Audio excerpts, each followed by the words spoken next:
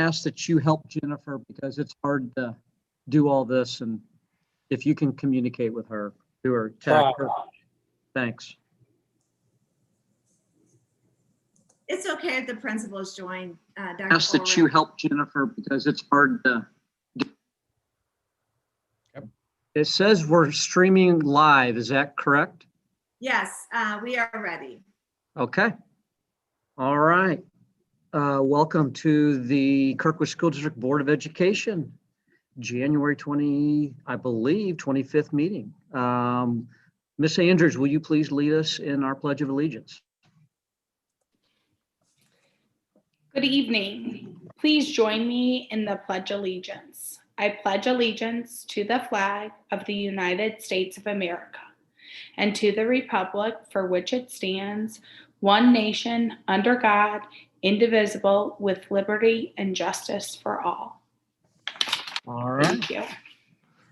Thank you, Ms. Andrews. We are officially called to order. Ms. Kittles, 2.01, do we have any public comments? We do not. All right. Thank you, Ms. Kittles. 2.02, I am asking for a motion to approve our agenda for January 25th, 2021. So moved. Second? Second. Thank you. All those in favor, raise your hand, say aye. Aye. Aye. All opposed? Motion passes. We have our agenda set. All right. Ms. Casey, 2.03, awards and honors.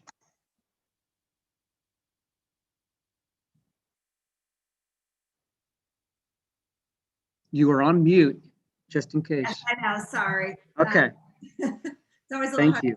hard to find that button when you're sharing your screen. So good evening. 3 of our students are members of Troop 313G, and they earned their Eagle Scout Award in the inaugural class of female Eagle Scouts. They are Kirkwood High School sophomore Kiera Goudsmith, freshman Addie LeBrock, and senior Maddie Pennington. Kiera Goudsmith designed, built, and installed a little free food pantry for Christ Church in Maplewood, allowing those in need readily available food for the community to share. Addie LeBrock led a team that designed, built, and installed signs for the garden area at Tillman Elementary School.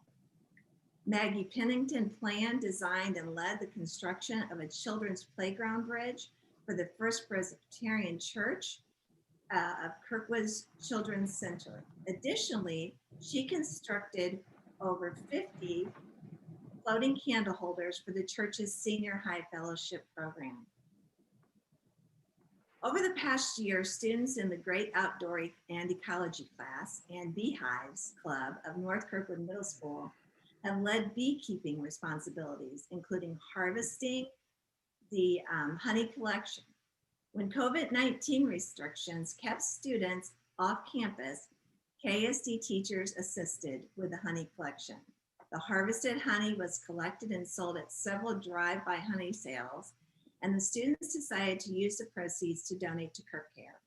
Also, community member and local beekeeper Jürgen Ermel donated 30% of sales to KirkCare. In total, an $800 donation was made. The January edition of Scholastic News, titled "We're in This Together," featured stories on the legacy of Dr. Martin Luther King Jr. Within the newsletter contained an article highlighting the important work of bringing people together by standing up for what people believe in. To support the story was a photo of Kaiser student Nolan Davis. Nolan was one of the lead organizers of the Children's Black Lives Matter March in Kirkwood in June 2020. Dozens of performing arts students at Nifer Middle, North Kirkwood Middle, and Kirkwood High School were selected in the St. Louis Suburban Music Educators Association All Suburban Bands and Orchestras. Students auditioned by sending in recordings of themselves playing their instruments. The results were announced in mid-January. In addition, 2 Kirkwood High School Symphonic Orchestra students were selected for the Missouri All-State Orchestra. They are Mallory Mim for the viola and Margaret Klein for the violin. Megan Campbell, an 8th grade student at Nifra Middle School, and Kat Crawford, a freshman at Kirkwood High School, created an app called In Between Jobs for the Congressional App Challenge. Their app was announced as the winner of Missouri's second Congressional App Challenge. Judges of the contest, including head judge Everett Johnson and the launch code team, awarded their app the highest possible points in concert, design, and skill. The app aims to help teens find work and volunteer opportunities. As shared in August, Kirkwood High School sophomore Abigail Knopick earned seats in St. Louis All-Suburban Concert Band and Missouri All-State Concert Band. These selections qualified her to audition for the All-National Concert Band. In December, it was announced that Abigail was one of only 120 members in the nation selected to the All Honor Ensemble. She was selected in the French horn selection. 4th grade teacher Abby Chastain was awarded the We Teachers Award, sponsored by Walgreens. This award recognizes 1,000 teachers across the country. I'm trying to scroll 2 screens here, sorry. Across the country who go above and beyond with a $500 Walgreens gift card to use for their classroom. As a teacher at Kaiser, Ms. Chastain is known for her ability to connect with students and staff, whether in person or virtually. She creates a family environment and encourages random acts of kindness. Her students appreciate her quick-witted songs and games to help their learning. Ms. Chastain plans to use the gift card toward purchasing supplies for service learning opportunities for her students. Over the past several months, the management group of Circle 7 Ranch, the pair, including Pete Ferretti, BJ Baker, and Buddy Coy, seen pictured here with our own Dr. Ulrich, along with business vendors, including Performance Food Group and Be Civil, have continued to donate and support the Kirkwood School District Nutrition on the Weekends Now program. In late November, KSD Now received a food donation of 1,125 items valued at over $1,300 to support students. In December, KSD Now received another in-kind food donation that valued at nearly $1,000. To start 2021 off right, the Circle 7 management team stopped by the district offices and presented a check to Dr. Ulrich for funds collected from the Circle Fund's 7-step fundraisers, including a carryout night.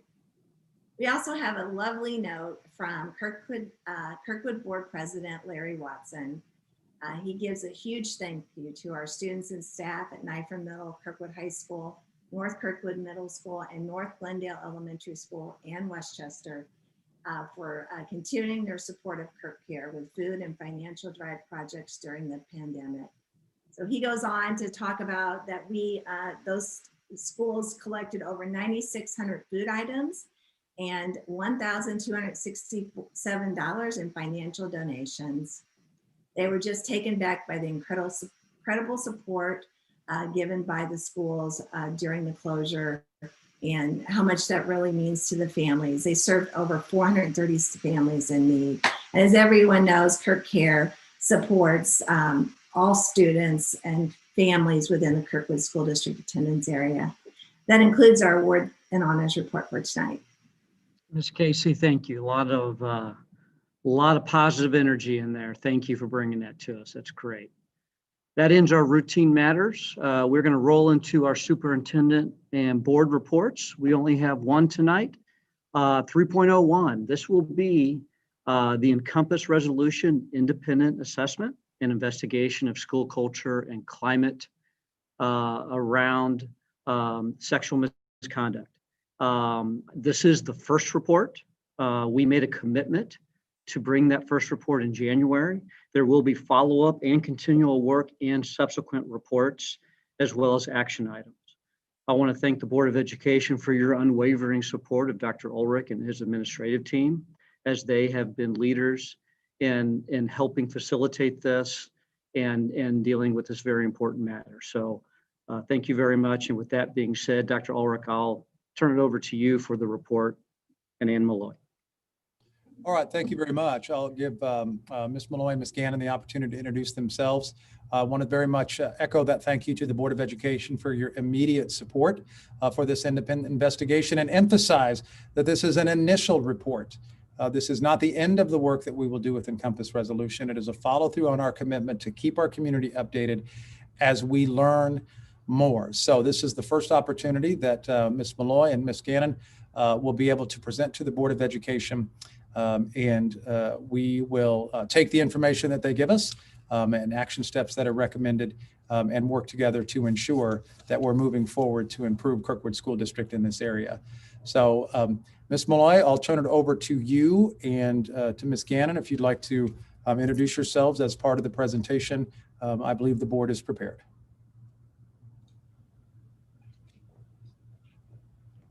All right. I believe I'm on. I'm unmuted now. Everyone can hear me.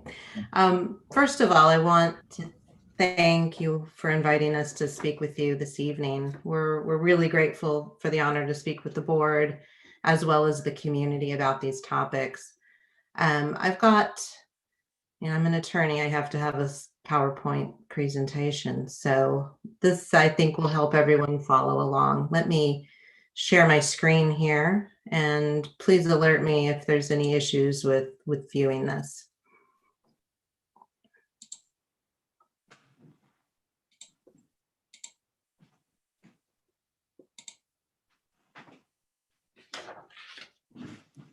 Okay, and you're seeing the PowerPoint screen, everyone? All right.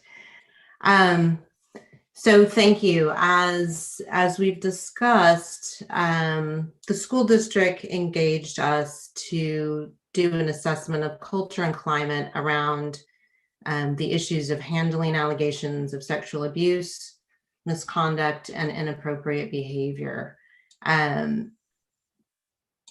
This particular item we want to speak with you about, I think it makes sense. This is our first opportunity to speak with you and see you and have you see us. I think it makes sense to know a little bit about us and our backgrounds. So I went to the University of Iowa Law School and started off my career at the Equal Employment Opportunity Commission in Kansas City. Encompass Resolution is based in Kansas City. We don't have any connection with the Kirkwood School District or the community itself. My background began in the world of employment law. When we're talking about staff conduct, which is what we're really taking a look at in this inquiry, that's an issue of employment law. After being at the EEOC for 5 years, I went into a plaintiff practice, and we were focused almost exclusively on representing victims of sexual assault and sexual harassment. After that was briefly in a defense practice, but 13 years ago, I started my business, Encompass Resolution. Since then, I've focused my work on investigations, training, and mediations, and I've worked with more than 15 school districts during that time. Another one of our consultants is Meredith Rund, and she has a background in law as well. Interesting about her particular background is she started off her professional career at KCMO PD. So she was an officer and a detective, regularly worked with victims of crime, including sexual crime. She is helpful to us in many aspects of this project. She's not here with us tonight because tonight we're focusing on a couple of different areas. I have lost my ability to advance my slide. Give me one quick second. Here we go. With us tonight is Mary Gannon. Mary, why don't you, if you've got your mic on, tell us a little bit about you and your background. Sure. I also went to the University of Iowa Law School, and the first 24 years of my, practice, I worked at the Iowa School Board Association and worked advising school districts on board policy, school law, those areas, similar to basically, if you know Kelly Hopkins up at the Missouri School Board Association, I was her in Iowa, and worked on all of the same types of things she worked on, but going through those efforts, writing board policy, working on student handbook language, et cetera. I'm now on the Iowa Public Employment Relations Board, which is our state labor relations board, the neutral body. And so there, you guys, I don't think you guys have a comparable body there, just because I know you have collective bargaining, but I'm not sure you actually have a statute. But we do. We've got a fairly rigorous collective bargaining statute, but we're the neutral body between the state public agencies and public employee unions. And basically our job is to be the neutral, be the mediator, arbitrator, et cetera, in those disputes. And so that's what I've been doing for the past almost 6 years. Thanks, Mary. So what we're talking to you about tonight, we're looking at two of the goals that were defined by the project. So the district itself defined these goals. Two of the ones we're talking about tonight are here on the screen. We were asked to work with the district in determining the familiarity and the confidence in the reporting processes. And that's for students, staff, and parents. So those key questions are really, do we know how to report concerns? Another part of that is, do we trust the process? And why or why not? The second component we're going to be talking tonight about is this bottom point, to identify strategies and to promote a positive climate and culture in relation to these issues. And I think it bears noting at the beginning that these are difficult issues. They're difficult to address, difficult for people to talk about. And I think it's important that there's a broad base of knowledge on the topics. And so some things that we looked at, what are we doing well? What can we do better? How do we get the word out about these issues? So what we took a look at first, when we're looking at familiarity with and confidence in the reporting process, what we did was an initial review and assessment of the policies and processes that are in place within the district. We also felt it was vitally important to listen to student and staff and parent voices to determine a number of things. And what we're going to be addressing tonight are some of these points. We wanted to hear from them about their access to the policies and processes that impact these issues. We wanted to know what their knowledge was about the reporting process and the level of trust in that process. So here's what we did to assess that. We first looked at the policies and processes. So the key policies, and just for the benefit, I'm sure the board is very familiar with your processes and policies, and a number of the administrators on. I think that for the community, it's worth highlighting what the key policies are that touch on these issues. So there's policy AC, which prohibits discrimination, harassment, and retaliation. GBH deals with staff and student relations. GBCB is staff conduct, and JHG deals with reporting and investigating specifically child abuse and neglect. In our review, we determined these policies are sound and they're consistent with other Missouri school districts. 2020 is a key year for these issues because Title IX regulations, brand new Title IX regulations, were developed by the Department of Education and became effective in the last half of 2020.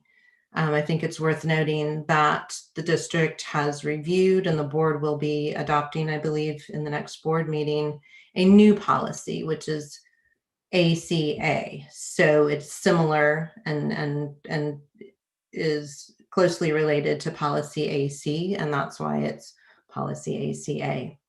That deals with these specific requirements of the new regulations that have just come out dealing with Title IX.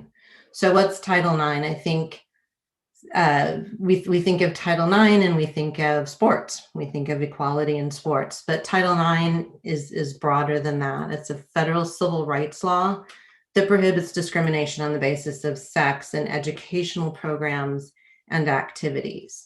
And it first, gained notice and newsworthiness in the sports context, but it's really, we're looking at on the basis of sex. And so discrimination on the basis of sex includes sexual harassment, sexual violence, sexual assault, and coercion. So the district has 2 Title IX coordinators.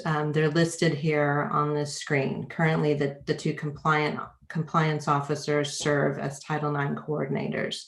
So Dr. Fields, who is in this meeting, he is the Assistant Superintendent of Human Resources and is responsible for staff issues, for student issues. We have Dr. Matt Bailey, the Assistant Superintendent of Data, Intervention, and Support.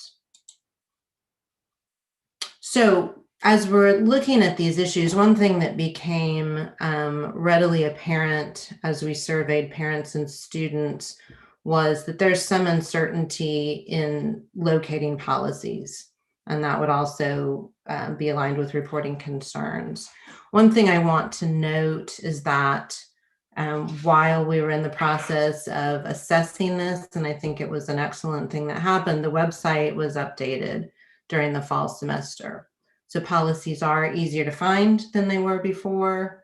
And it's common in all the school districts I've worked with. It's commonplace to kind of have to dig around a bit on a website. So I think it's to the district's credit that those changes were made. So there's a direct link to board policies from the Our District directory page. So if you go to the main page of the school's website, the district's website, if you click Our District, a directory pops up, and right on there, there's a direct link to policies.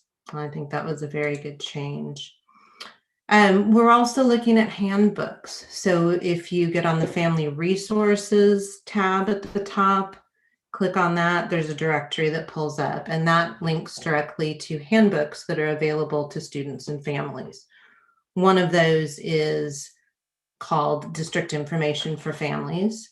And within that handbook, policy AC, which prohibits discrimination, harassment, and retaliation, policy AC is included within that handbook.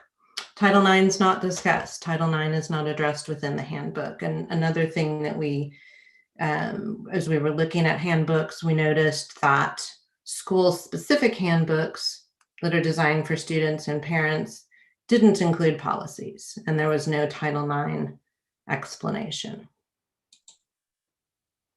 When we took a look at employee handbooks, one thing that we noticed is that there is some really excellent and specific guidance on staff conduct and staff interaction with students within employee handbooks.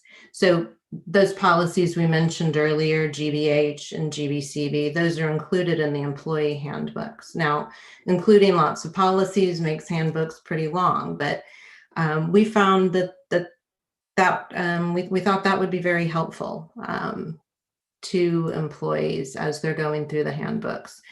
Those policies weren't included in the handbooks directed to students and families. So there's no discussion of student-staff interaction, appropriateness, inappropriateness. That policy GBH, I think in particular, and that's staff-student relations, it's very instructive. It contains some absolute prohibitions on certain types of conduct. There's discussion of appropriate boundaries and examples of those. And there's a section on electronic communication. Now, all of those are available at the policy links. When you get on the website and link to the policies, they're not in the handbooks that are student and family facing.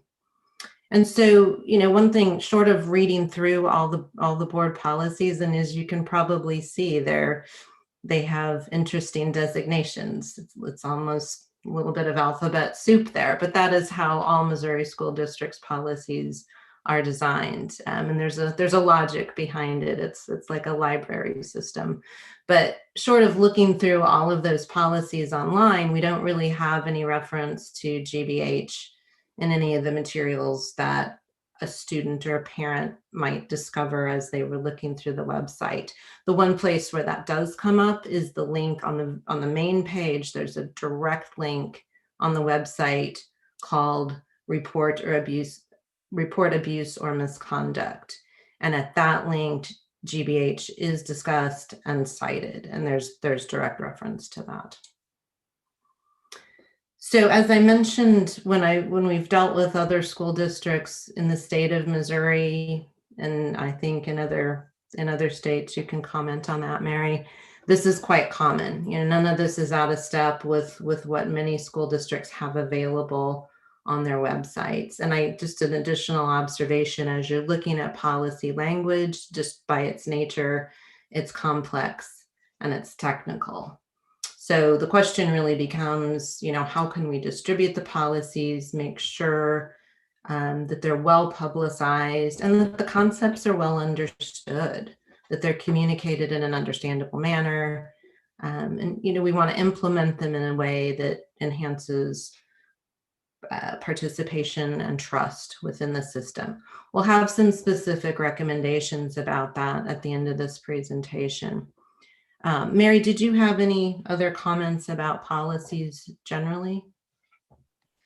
No, only to just reinforce that I think, as Ann mentioned, the policies you have are probably the standardized ones that every other Missouri school district has. And so it's just a common, it's common to have them worded the same way. And when I worked for the Iowa School Board Association, it was exactly the same way. I would write a master policy here in Des Moines and send it out to the 350 school district, and everybody just changed put their name on it, and it went through. So it's a common practice to have them worded that way. Where the personalization normally comes is when if you need to have personalization, then you do it at the board level. But when you get to incorporating it into the student handbook, and that's what we're going to talk more about later on in the meeting. All right, thank you. So let's turn to the feedback we received from students and parents and staff. So a key issue, as I mentioned, that we're addressing tonight is familiarity with and confidence in the reporting process. We wanted to hear student, parent, and staff voices. One way that we did that was to develop a survey and distribute that to those various stakeholder groups. Just a quick overview of the survey, kind of the sections that it was broken down into. We had a brief section about demographics. We asked questions wanting to know if folks knew how to find policies, how those were distributed. We asked questions about whether or not there were topics that were clear. We solicited some suggestions. We wanted people to have suggestions about areas that didn't seem to be clear. We had questions about Title IX and the Title IX coordinator, and whether people knew how to report concerns if they had them. We also had questions about whether people felt that reports would be taken seriously, reports of that nature. We asked a number of questions about individual experiences, whether someone had experienced, witnessed, or heard about conduct from staff that would be problematic. And we asked questions about their level of comfort with reporting that type of an issue. Throughout the survey, we asked multiple open-ended questions looking for narrative responses and gave respondents many opportunities to not just answer questions A, B, C, or D, but to provide a lot of feedback and thoughts and insight. And we got some great suggestions on all of those topics. So in looking at staff specifically, and this was at the high school and the middle school level, nearly all staff at every level reported that they were familiar with policies and they knew where to find them. Virtually every single staff respondent acknowledged that they receive annual training on these policies that we cited earlier.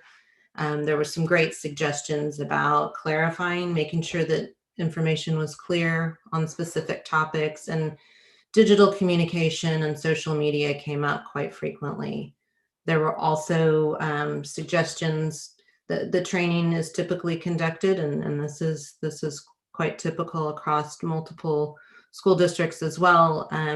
Training might be recorded. It might be a recorded webinar or a recorded session. So there were multiple suggestions for a live training session, possibly every year. Not, but in the coming year, they felt that live training, either online or in person, depending on where we are in the COVID world, would be helpful, and an opportunity to ask questions and have questions answered. We asked questions of all groups to assess their awareness of Title IX itself and the concepts involved with Title IX. And although we had staff telling us that they were very aware of policies and they do training, the vast majority of staff were unaware or uncertain if the district had a Title IX coordinator. So that suggests that we need to get more information out about that specific topic. And parents and students had similar responses to those questions.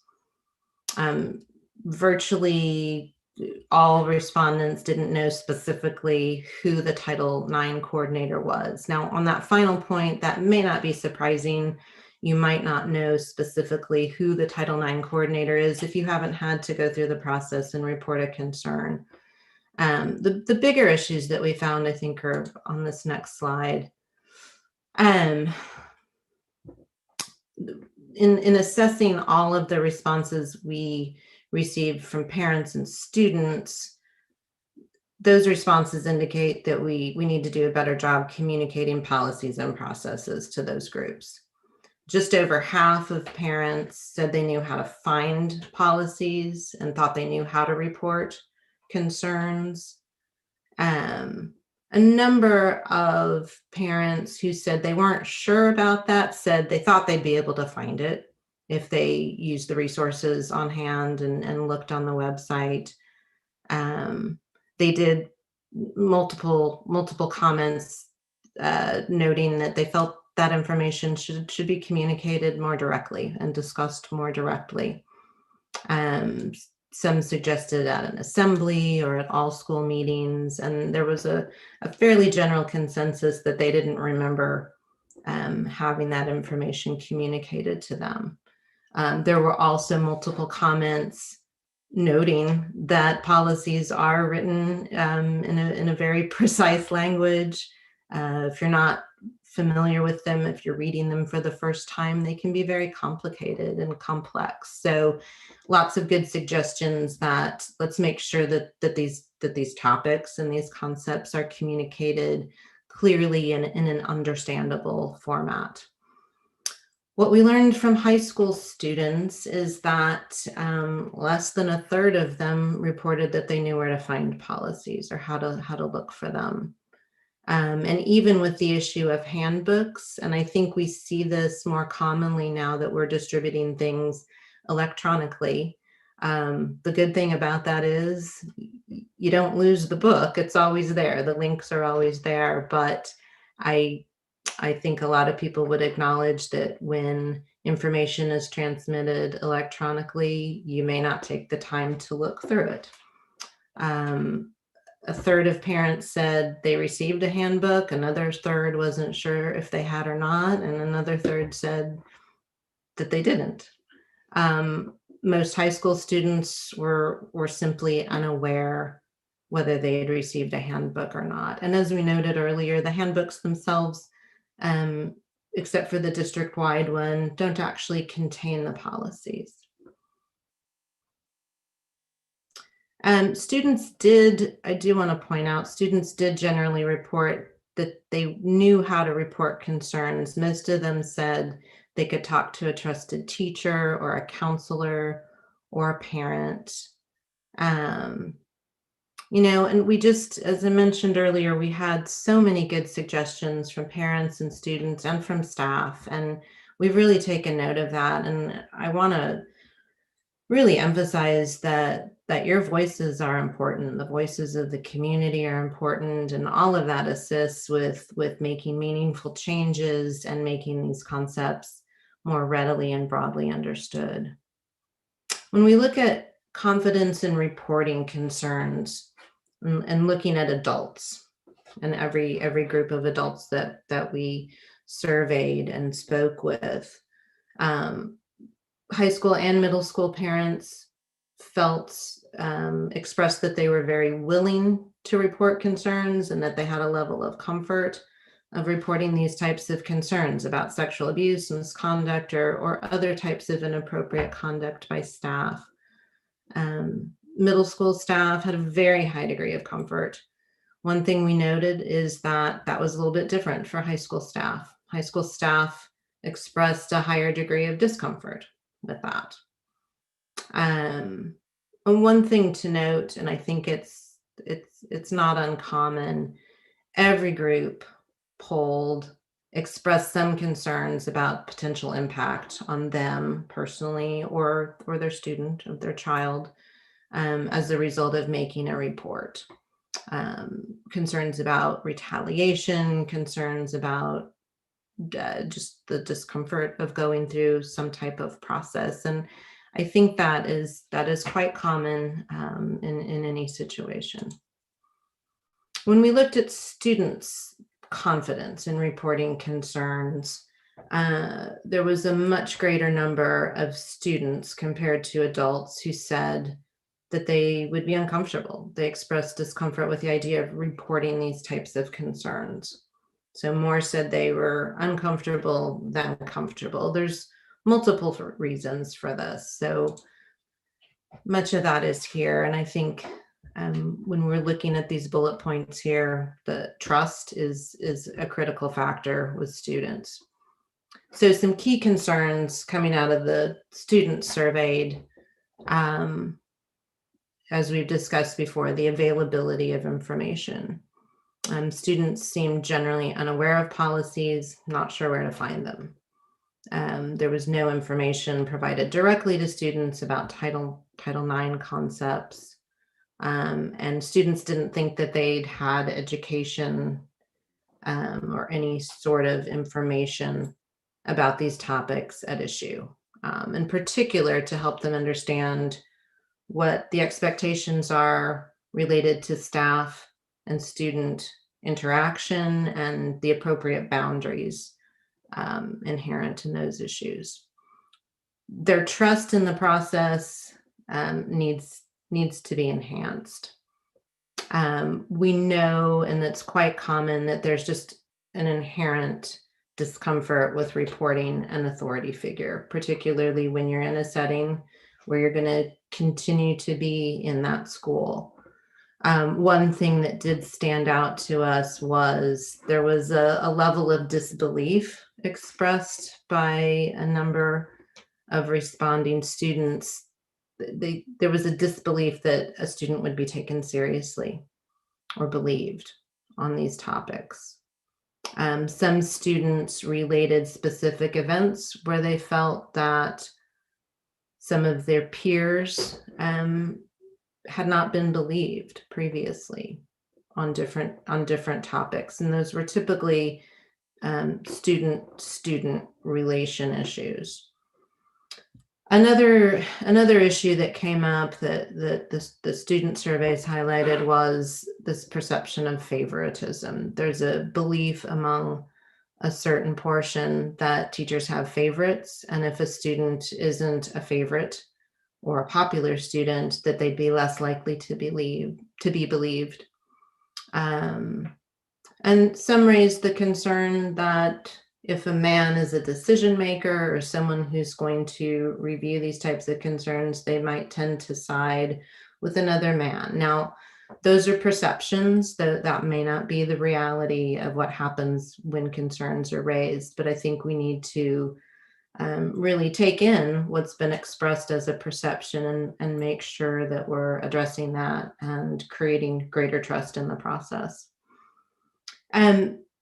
Cited multiple times was a perception or a belief that the district did not take appropriate steps in the past to address these issues. There was definitely an awareness among the student groups of concerns that have been raised about past issues, and that impacts their level of trust. That was cited as a reason not to participate in a reporting process. That there's a concern, I believe, that there's a distrust that is possibly embedded in some of the student groups, and that will be remedied by positive action and changes. Key concerns that emerged from staff on this slide. There was a concern expressed that the reputation of the district and of particular individuals in the district was held in higher regard than taking a look at the larger situation, and that factored into decision-making around these topics. There was reference to the Kirkwood Way, and that was described as kind of a predisposition to think that nothing bad could happen, and that issues were not necessarily fully addressed because of that. Staff also cited kind of the "it's who you know" factor. So social connections within the school or the district itself, or within the larger community. There were several references, multiple references to a boys' club environment that was perceived by some staff within multiple levels. And again, this perception of past failures came up in staff responses. Some suggested that there might be a tendency to diminish the actions and the conduct of male perpetrators. Multiple folks responding requested and suggested there was a need for an unbiased approach. And some suggested that outside resources be used in addressing complaints on these topics in relation to staff conduct. Parents' concerns were nearly identical to staff concerns.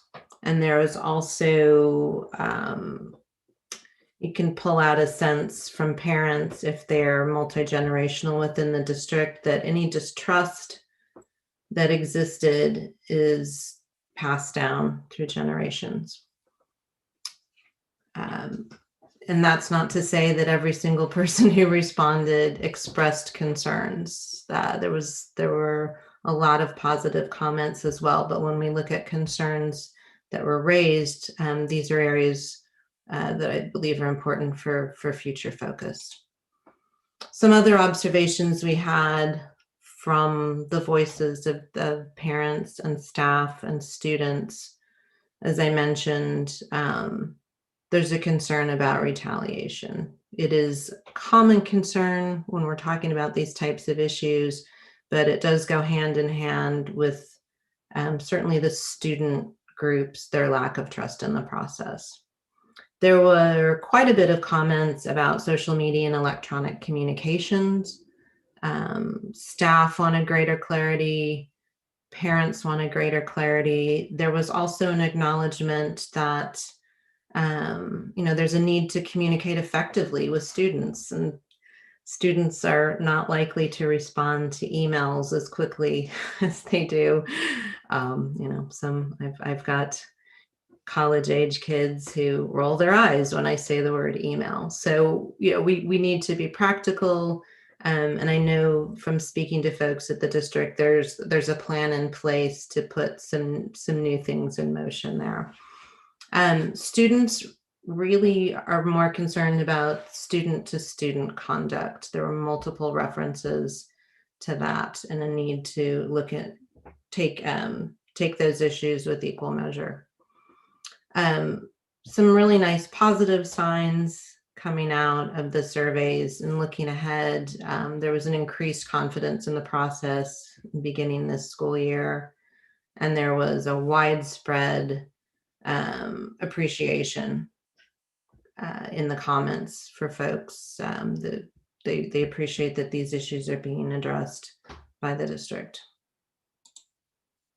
So we have some recommendations in taking a look at the policies, policy communication, and the information that we learned in the surveys. We've got some recommendations. So when we're looking at promoting a positive climate and culture around these difficult and sensitive issues about reporting and handling sexual abuse, misconduct, and inappropriate behavior. So in looking at the policies, as I mentioned, there are new regulations that have come out from the Board of Education, and your Board of Education, the Department of Education, the Federal Department of Education issued the new regulations. Your Board of Education is already in the process. This new policy ACA has been reviewed and it's being adopted very soon. That new policy creates a whole new grievance process. The regs have some very, very specific requirements. So there's a separate grievance process that's created under the regulations in dealing with Title IX complaints. And as the district's going through this process of adopting the new board policy, all complaint receipt and investigation procedures have to be evaluated to ensure that they're also in compliance with the new regulations. It's a detailed process. The policy ACA itself is very lengthy and detailed. It's quite complex. School districts across the state are adopting it, having a look at it. It's a model policy that was developed by the Missouri School Board Association. As we're looking at policies, we've surveyed a number of other Missouri school districts and looking at their policies available online, and you're ahead of the curve here. Some districts have already adopted it. Some adopted it last week. Others, I don't believe, have gotten there yet. So you're on the right track there for sure.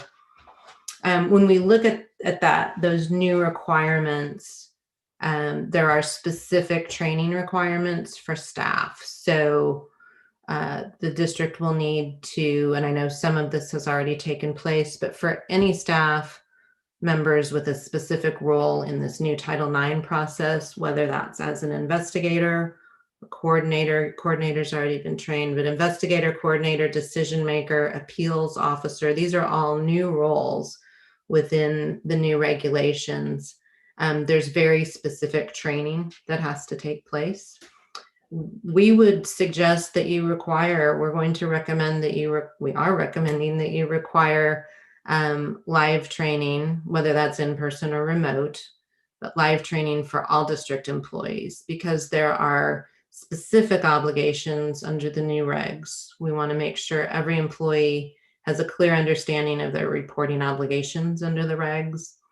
That would be a good time to, when you have live training and can ask questions and get answers, we want to make sure that there is a clear awareness and understanding about appropriate boundaries and what staff can and cannot do.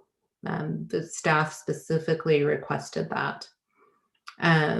There's annual training conducted with staff, and there's no reason why this could not be combined with that and cover all of those topics, employment law topics, education law, excuse me.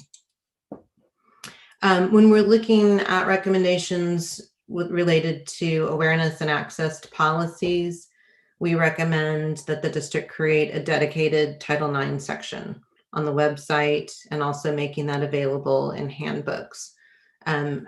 As we mentioned, the new ACA policy, I've got a copy of it here. It's long, it's complex. It's a hard read through the first time.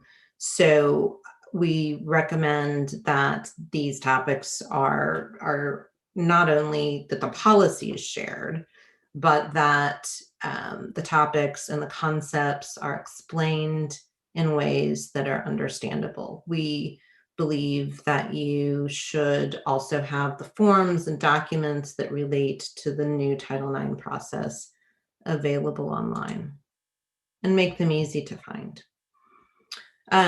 For students and parents, it is a great change. It's a great new level of access to be able to get right on the website and click Our District, and there's a direct link to the policies. I think we believe it's a good idea to have a direct link from the Family Resources tab. And we can have the information available, but thinking about it in a way that what does someone do who is a parent or a student and they're unfamiliar with these topics, where would they logically go to find that? So I think a parent would click on Family Resources.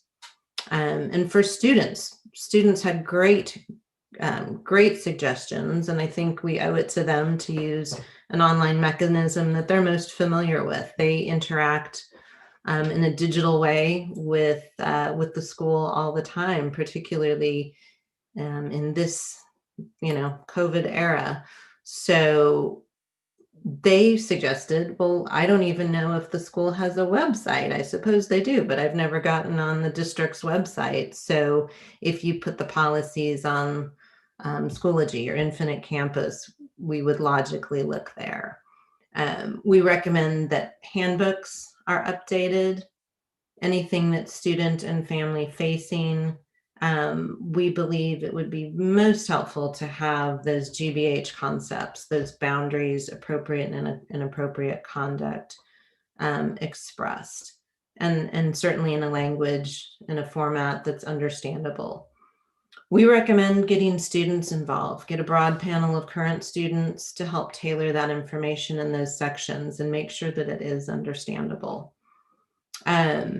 We know that this creates printing costs, but 2021 school year, that may be a time, since you're going to have a brand new ACA policy, that might be a good time to do a hard copy distribution of handbooks.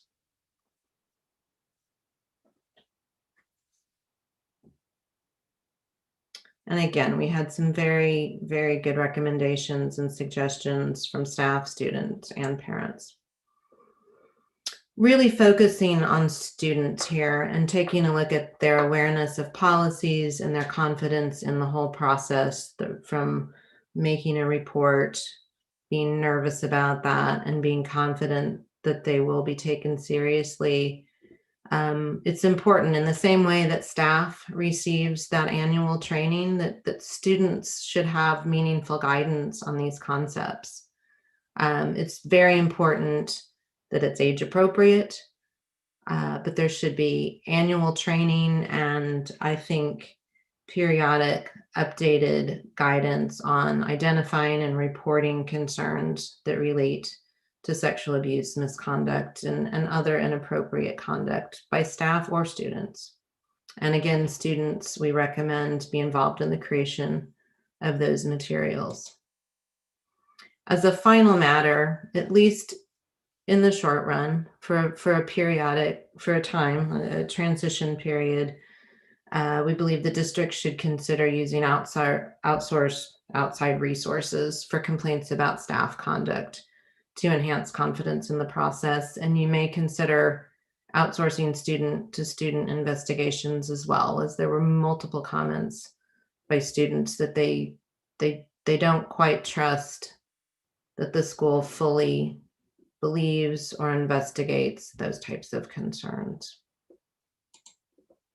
We thank you very much. Mary, I just took the whole time speaking. Is there anything that I should have said that I missed? Anything you'd like to add? I don't think so. All right. We very much welcome the opportunity to be here and continue this process. Thank you. Dr. Ulrich, I'll let you facilitate any questions from the board. Absolutely. Thank you, Mr. Kavanaugh. And first and foremost, thank you very much, Ms. Malloy, Ms. Gannon, for the work that you did. This is very valuable information for us as a district. I want to take this opportunity before I turn it over to questions to assure the Board of Education, to assure all of our folks that are with us on the panel right now, that we will take this information and you will see action steps that are tangible as we begin to work on enhancing the trust that we were given in terms of this report and the steps that we can do. We're absolutely committed to becoming a leader in this area. It's what our students deserve and it's what our community expects.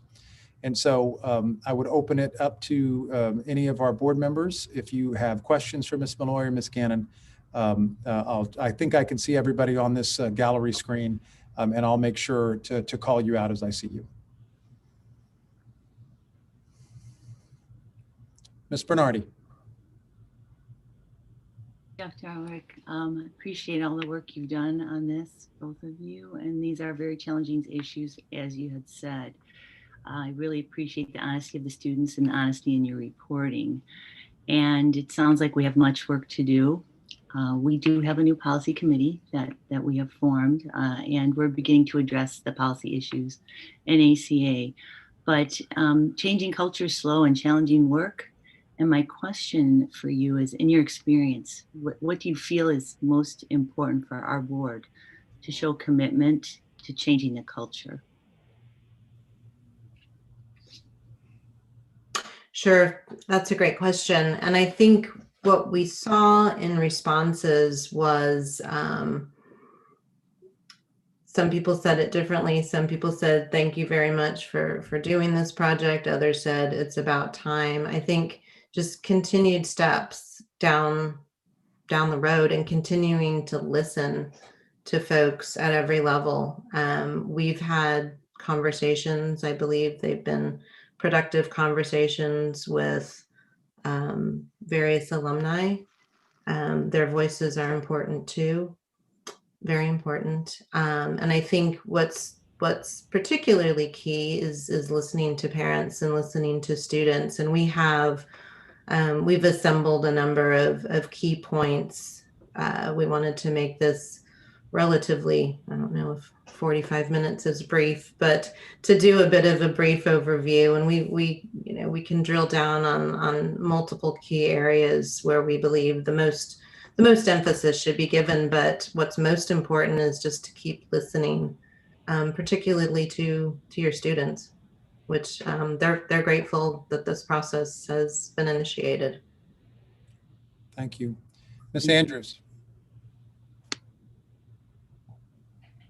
Hi, thanks again for all your work with this, and for district leadership for taking this step to do this work. I know that, as Dr. Ulrich said, we'll have some action steps to do, but can you speak to kind of the next phase? Because I know that this has been referred to as a phase in this process. Can either Dr. Ulrich or whoever speak to the next phase or next steps? Sure. I Go ahead, Ms. Malloy. certainly. This is, as I mentioned, it's addressing a couple of the goals that were set out by the district. We're also taking a look at the investigation process. If there are unreported complaints, why there would be unreported complaints, how investigations have been conducted more recently, historically, and seeing if there were shortcomings in that process. that's one key area. I'm getting my list of goals and action points. We have received pages and pages. Everything we've requested, we've received from the district. We've requested investigation files, some other personnel issues. While you're Thank you. looking, Ms. Malloy, I will just go ahead and refer to very specifically, Ms. Andrews, the work and the goals that we set out at the beginning of this independent assessment project. What you heard tonight was to determine our students and our parents and our staff able to identify and to know if they are able to identify and make sure that their reporting will be taken seriously. The overarching goals of the project to identify and investigate whether there have been previously underreported incidences or unreported incidents or failures to take prompt and appropriate action in response to complaints. And then whether there has been appropriate follow through in terms of consequences and supports when complaints are substantiated. And then equally important to identify, conduct training on, and help implement strategies to promote a positive school climate and culture. So what you can expect follow up on, Ms. Andrews, is whether there has been appropriate follow through in terms of consequences and supports when complaints are substantiated. Thank you. And I think one other thing, this goes to this question and the previous one, is when we are needing information or have a question, in my experience working with administrators for over 30 years now, it's pretty amazing that if I send an email or Ann sends an email and we need something, it is amazing how fast we get a response. I think the commitment that your administrative team has made to getting to the bottom of everything that's going on here and getting it straightened out and getting what your students need and getting a solution, whatever it is. And I'm sitting here flashing right in front of my face. I shouldn't be doing that. But getting a resolution and moving on is so impressive, because it would be so easy just to kind of just ignore it and ignore us, which I know a lot of people do when they have an investigation come in. Even though you asked for it, they have a tendency to just kind of ignore people, but that has not happened. And we've had meetings and conversations, and it's just like this. If you ask for something, you get it almost like that. And it's been really impressive.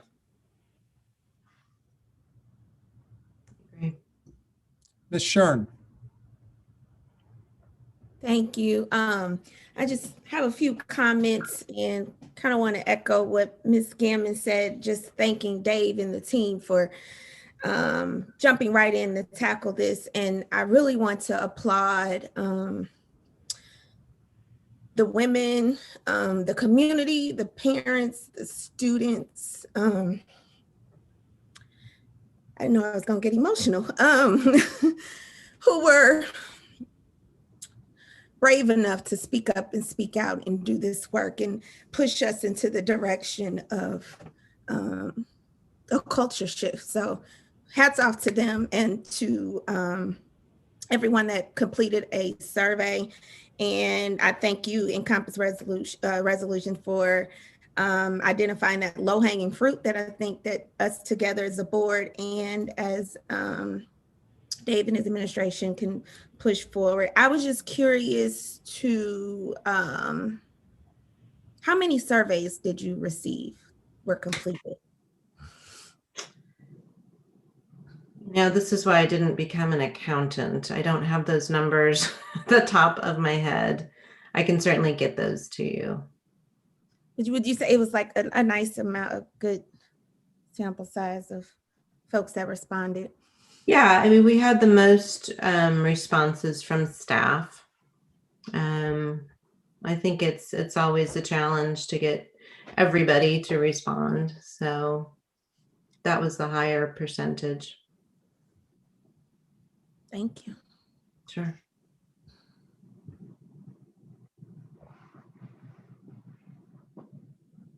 All right. Any further questions?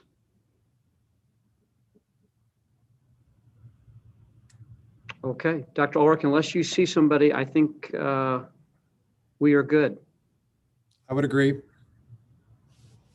All right. Ms. Malloy, thank you very much. Appreciate your attention and your presentation to the board. This is our first time interacting with you relative to this information. So as you can tell, we're processing and discerning. So thank you. Don't take our silence as anything other than we're just digesting it. Thank you. Not at all. It's tricky over Zoom as well. I think we're used to typically being in a room together and interacting in a different way. So thank you for being able to use this platform. Okay. Appreciate Thank you. it. Thank you very much. Okay. Dr. Ark, I'm going to move on to our consent agenda. We'll go to 4.01, approval of minutes for December 14th, 2020. Approval 4.02, approval of minutes for December 3rd, 2020. 4.03, approval of minutes for December 14th, 2020 closed. 4.04, approval of minutes for December 3rd, 2020 closed. 4.05, approval of vouchers payable January 25th of 21. And 4.06, approval of personnel items January 25th, 2021. And lastly, 4.07, approval to seek bids for cybersecurity services January 25th, 2021. So I am looking for a motion, please, to approve our consent agenda. Move approval. Thank you. Thank you, Mr. Frost, Ms. Bernardi. All those in favor, say aye. Aye. And all those opposed, say nay. All right, consent agenda passes. All right, moving on. 5.01, financial. Mr. Whoops. Kavanaugh, Hold on. I want to just remind you that as part of the consent agenda, that Oh, yep, sorry. Yep, Yep. you're right. want to take this opportunity to, I'm kind of looking at you, Dr. Painter. I don't think I have permission to promote, unfortunately. I just Okay. did. I just did. Okay. Excellent. So There as we go. we get our Zoom promoting worked out, I want to take this opportunity to congratulate Dr. Dana Liberton, who has joined us here on the panel as our next principal of North Kirkwood Middle School. I'm very excited to say that she emerged from a rigorous process that started on December 7th, included multiple panels where she interviewed with parents, with students, with teachers and other professionals. And it is always exciting to be able to introduce such a quality candidate to the Board of Education. It's a big job. I believe she's the right person for the job, and was able to get to know Dr. Liberton a little bit better through this process. And I will tell you, the thing that stood out to me the most is throughout this process, both in interviews and written materials, the thing that emerged most consistently about Dr. Liberton was her focus on the whole child, recognizing certainly the unique aspects of working with middle school students, and the unique challenges that age group brings. So if you would please, as a Board of Education, please join me in congratulating Dr. Dana Liberton.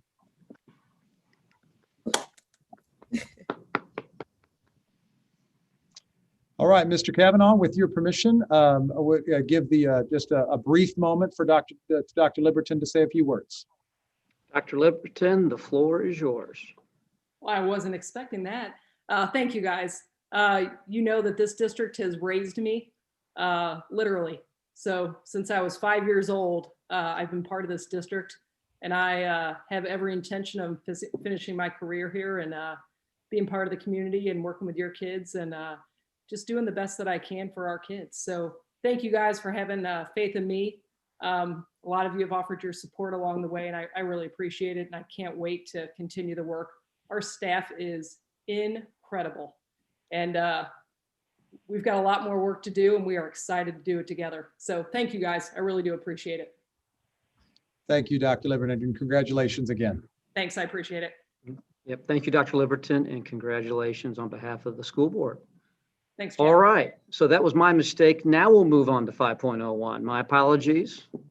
Financial reports and budget amendments. Mr. Romay, I'm assuming you're going to talk about that.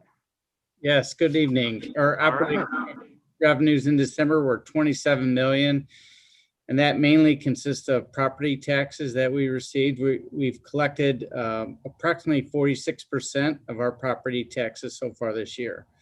Operating expenditures were 6.5 million, and that's mainly staff salaries and benefits. In our maintenance fund, I wanted to mention that we had the heating element in one of our HVAC units at Kirkwood High School fail a couple weeks ago. This unit is still providing the necessary outside air exchanges and filtering. What it cannot do is temper any incoming air. And so because of that, we've added space heaters in the 4 classrooms that this unit serves. The boiler system is what provides the main source of heat for those classrooms. The cost of this unit is $159,950, and we can expect it to take about 12 to 13 weeks to receive and then have it installed.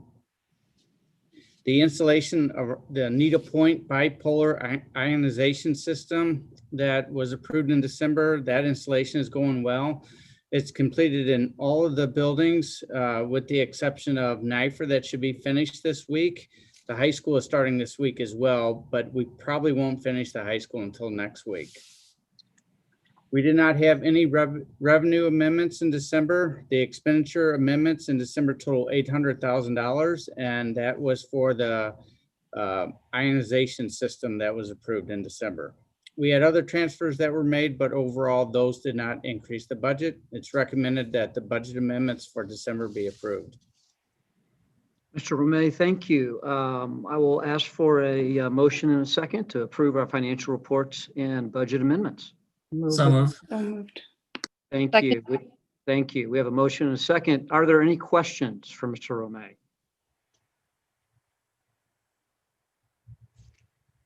All right. Without hearing any, all those in favor say aye, Aye. and all those opposed say nay. All right, motion passes. Thank you, Mr. Romay. All right, moving on to new business 6.01, approval of resolution ballot language for the April 6, 2021 election. Dr. Ulrich, I will turn it over to you for the time being. All right, well, thank you very much. Good evening, and I want to thank the board for this opportunity to review this proposal with you. You will note that we have our building leaders, our school leaders are joining us for this part of it. I see some waves and some thumbs up to you.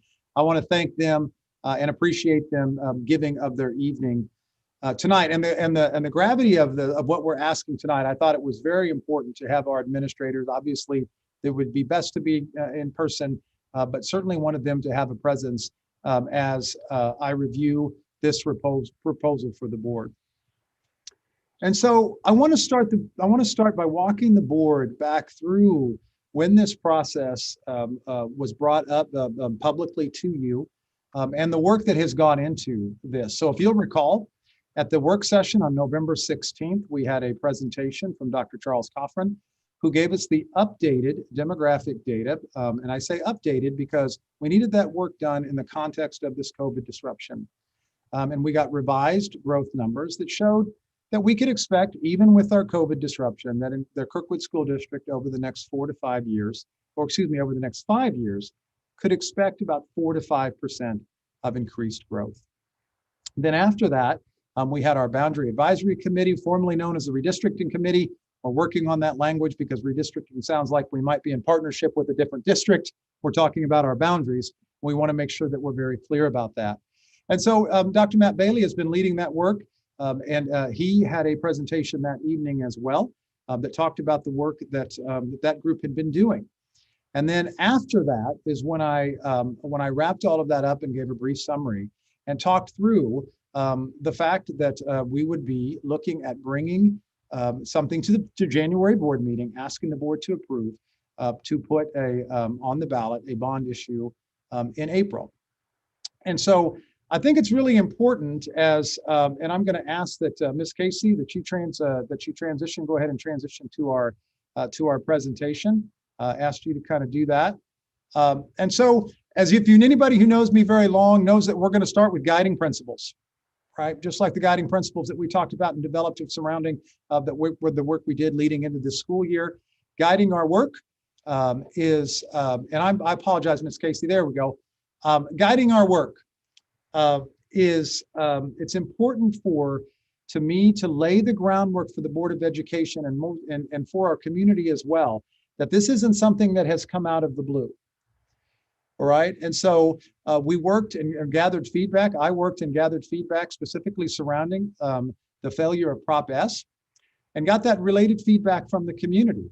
That included meeting with our folks that were very supportive of Prop S, our folks that were co-chairs of that campaign, sat and listened to them give in great detail feedback with regard to the work that they had done on Prop S.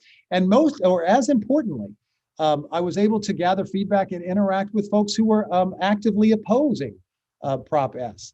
In fact, I've told the story that literally June 4th, the day after Prop S failed, I got a call from a community member who was actively opposed Prop S in my office in Colorado. And we've been engaged in dialogue ever since. And it was the one thing that I want to make sure that the board understands is two items have consistently emerged, regardless of where you were, specifically surrounding Prop S. And that is the acknowledgement that we have overcrowding in our schools right now and a utilization issue. The second is an unwavering commitment to making sure that we have quality education for our students. So those two things emerged, regardless of who I talk to in our community. So the next thing that is guiding our work is the facility master plan. Much of the language that you will see as part of this proposal is related specifically to the facility master plan that was done in 2018 and 2019. And then, of course, as I've kept the board up to date, ongoing input from our principals, the work of the Boundary Adjustment Committee, a guiding principle of emphasis on equitable access for every student, and then finally culminating in parents, staff, and a community survey that was completed recently. So just as a reminder for our folks that might not be as familiar with the facility master plan as our board members, this was work that was gathered or input was gathered from our community and was put together, like I said, during the 2018-19 school year. And its analysis of needs categorized into three categories. Categorized into three categories. That's a little bit of a tongue twister. First, learning and curriculum, life, safety, and security, and accessibility and inclusiveness. And you will see when we get to the specifics of the proposal, you will see that each of those projects will fit into one of these categories. So the Boundary Committee as well has been working since even before I began. We requested volunteers starting in early 2020 and began meeting in June of 2020. And as I said previously, Dr. Bailey has very capably led that work. That committee has over 100 parents, grandparents, teachers, and community members. The committee also includes members of our Educational Equity Task Force. And it was important to point out that we've had very intentional engagement with the residents and representatives from Meacham Park neighborhood.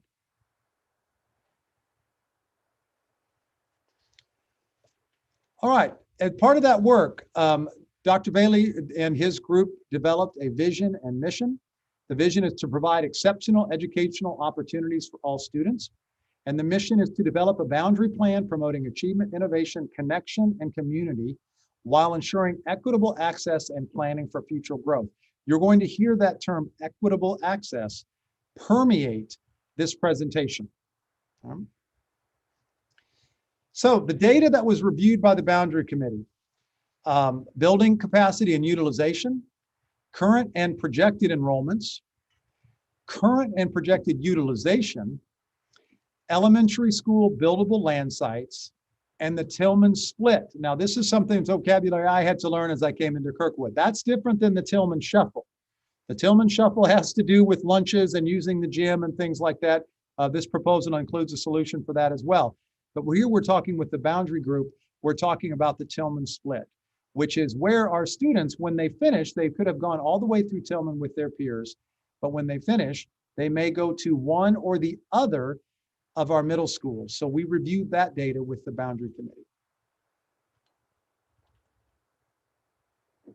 So the focus, as I said before, is on equitable access for every student. So the work that the Boundary Committee wanted to make sure happened was to provide families with the option to remain in the current boundary school until their student is finished, to focus on utilization and capacity rather than equal enrollment in buildings. In terms of increasing capacity, focus on buildable land site on our current elementary campuses. And if possible, potentially fix the Tillman split. And then, as I said, make sure that we ensure equitable access to resources for every student. And I really want to emphasize some points here. While our district has gone 40 years, and more than 40 years, I'm going to look to Dr. Bailey to nod at that, since the last time that we've redrawn our boundaries, there are some key aspects that are fairly that are usually you can find as districts go through this process. The first thing I want to do is I want to assure parents that this will be a multi-year process. I've told this story before. We were in one of the boundary meetings. I believe Ms. Shern, you were in this meeting, and there was a parent who is an incoming kindergartner who made the comment, we need to make a decision about the boundaries because kindergarten enrollment is coming up next month. And I said, wait, now I want to make sure that we really help folks and our parents understand the timeline that we're talking about for us to find solutions and those boundaries. And so it will be a multi-year phase-in process. Families will have the option for their student to remain in their current school boundaries. And then, of course, we would not split younger siblings up from their siblings who are currently in school, and they may stay together in their boundary school. These are two very typical aspects of boundary changing plans that school districts have worked with in the past. So that is what has guided our work. And I certainly, hopefully, I have successfully shown the board and just as importantly, the community, that this is a culmination of years worth of work. We have a facility master plan that we have that has been put together. That document was the genesis for Prop S. That was where the language for Prop S emerged from. We went to our community, and the community did not support the solution that we brought to them. Right? However, the needs that were identified by the facility master plan still exist in our facilities. And you will see the plan that and the proposal that I'm going to review for you this evening. You will see that addresses those in a way that also addresses the current capacity issues that we have in our expected growth. So the next slide that I'm going to show you is a series of slides that have some numbers on them, but we've highlighted each of the columns for your benefit. The first thing is I want to make sure you see that 7 of our 8 schools are over capacity. Now, I know we've had this conversation with the Board of Education specifically surrounding 85% is the target that we shoot for. And the reason 85% is the target is because that allows for flexibility of utilization of spaces in all of our schools. So as you can see there, we have 7 of our 8 schools eclipse that number. So in terms of any type of solution, you will see that the proposal that we will bring to our community if successful this evening will in fact increase our capacity to serve kids at 2 of our elementary schools. These are 2 of our sites that have buildable sites. If you'll recall, I mentioned that earlier. We would add 6 grade level classrooms to Tillman. We would add 8 grade level classrooms to Westchester. And then there would be significant work at Knifer, North Middle School, and the high school. Knifer would get 4 classrooms, North Middle School, by taking over this building, ASC, which was again part of the work that was done in the last proposal, would net about 8 to 10 classrooms. And then finally, there would be 15 classrooms added to the high school. Now, one question that the board might have is, and you would be remembering correctly, to say that not that many classrooms were part of Prop S for the high school.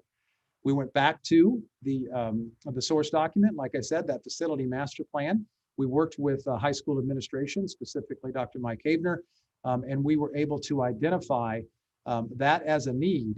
And then I think you'll see as we move through the slides, and you'll see what the projected capacity would be if we are able to successfully get this passed. You will see that it's a much more manageable number in terms of the capacity in our buildings. So as you can see there, again, highlighted the capacity with the changes.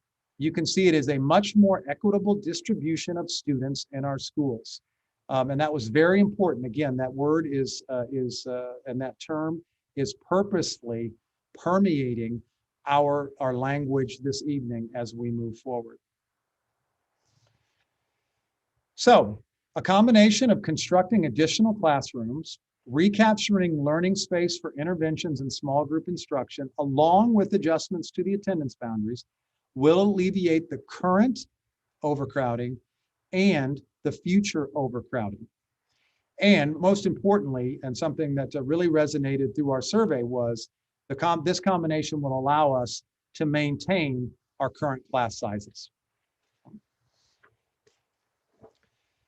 So the last thing I will show you is if we do nothing, you see over there how the percent in our capacity would changes. Again, this is based on the 4 to 5% growth that we are expecting based on our projections from Dr. Cochran's report. And you can see a very unequal distribution of students in our schools, which would lead to an unequal distribution and the services that we would be able to offer in our students in each of those schools. And so we want to make sure that doesn't happen. And we want to make sure that we're able to manage that growth and allow ourselves that flexibility of using spaces. So equitable experiences for our students. What does that mean? That means intentional commitments to relationships with students and families, ensuring the positive, ongoing connections we've come to expect. One of the things we want to make sure that we can commit to the board is equitable access to things like art and music, PE and wellness, and counseling and interventions.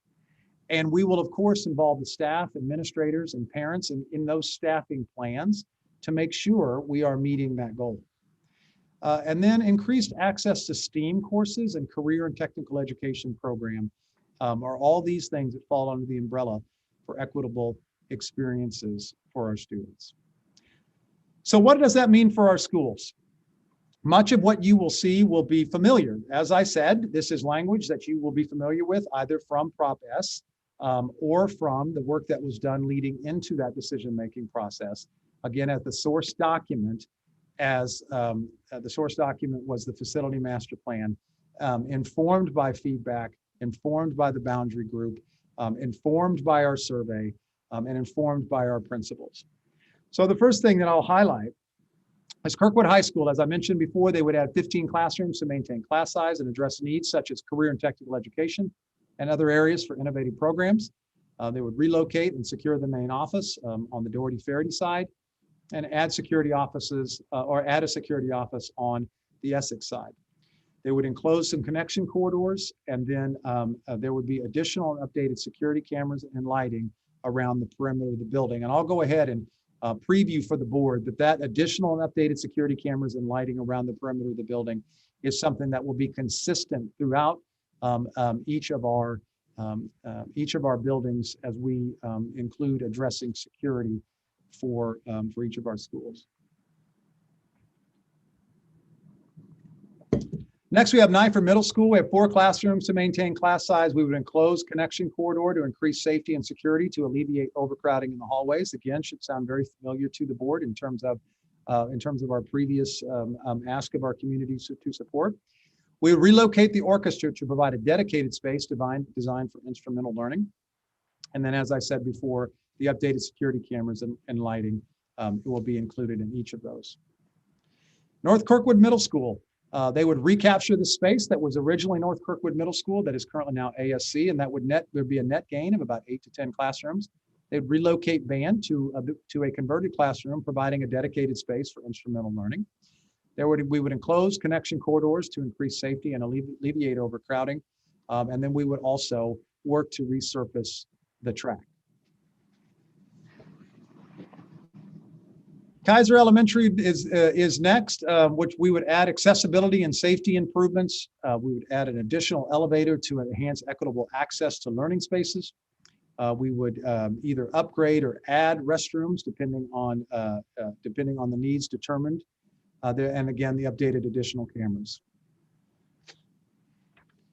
Robinson Elementary School, accessibility and safety improvements, additional and/or upgraded restrooms, an additional elevator to enhance equitable access to our learning spaces. North Glendale, we would secure the entrance to North Glendale to improve visitor management. We would add accessibility and safety improvements, additional and/or upgraded restrooms, and then, of course, the security cameras. So the last 2 elementary schools that I'm going to mention would be where the most significant work would be done. Tillman Elementary School, we would have 6 additional grade level classrooms to maintain class sizes. We would add a new library media center, converting the existing library into spaces for personalized learning. We would add a new wellness and gymnasium facility. We would add an additional art and an additional music classroom. And I want to make sure that I say that as an additional art and an additional music classroom. As the school builds, or as the school grows in terms of the number of students that are at Tillman, we want to be sure again that we have the flexibility to meet our students' needs and provide equitable access to those curricular areas. Westchester Elementary, we would add 8 additional grade level classrooms to maintain class sizes. We would have a new library media center. We would convert the existing library space for personalized learning. We would add an art room and add a music classroom. There would be an expansion of the cafeteria to accommodate those student needs as the school grows. Kirkwood Early Childhood Center, we would secure the entrance to improve visitor management, add accessibility and safety improvements, and then, of course, our cameras. And then student and staff support services, we renovate the existing maintenance building to improve accessibility, fire safety, and restroom code compliance, provide space for relocation of district copy center and offices displaced by converting the offices back to classrooms for this building for North Kirkwood Middle, and construct a new warehouse that includes maintenance and operation shops, things like carpentry, HVAC, and electrical. So, as a board, you will note this proposal does not include the building of an elementary school. We have listened to our community, and we've developed a plan that will address our current overcrowding needs, our current capacity needs, and I believe, based on the information that we have on the growth that we can expect, is a plan for our expected growth. So the last slide that I will show you are our project investments. This is the work that would get done, including the total. As Mr. Romay has put together for us. As I indicated before, this work falls into 3 categories: learning and curriculum, life safety and security, and accessibility and inclusiveness.